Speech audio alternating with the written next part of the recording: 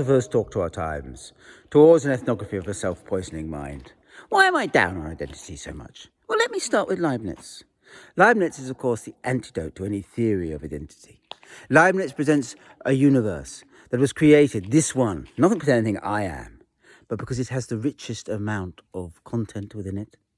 And therefore, your ability to be needs to be understood in terms of how you affect, refract, take up, augment everything else in the universe.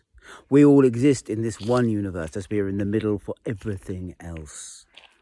It is a theory then that is, if you like, the opposite point for identity.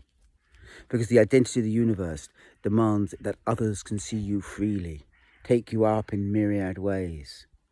And within this image, Beelzebub has a very certain role.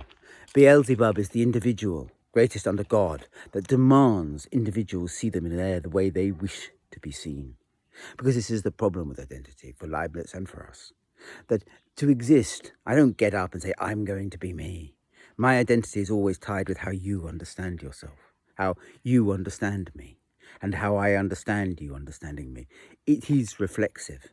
And as it is reflexive, folded back upon itself, it is difficult to hold down and very dangerous to try. Oh, you can have those very straightforward identities, ones that are tied to words like, I'm a bricklayer, me. I am a writer. So professions that we all know the meaning of the word.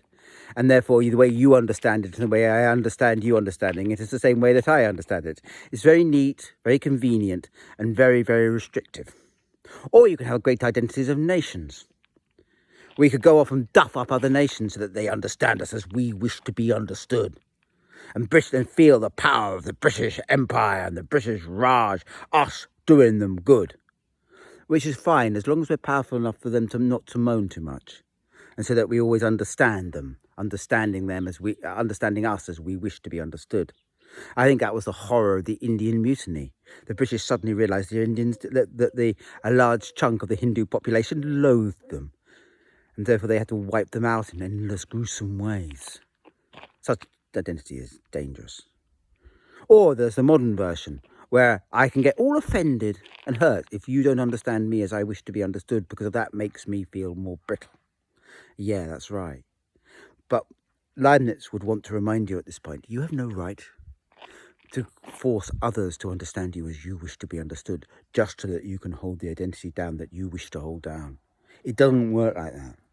Or if it does, it is only Beelzebub who tries to work it that way and ends up screaming in hell as everyone sees for him what it is.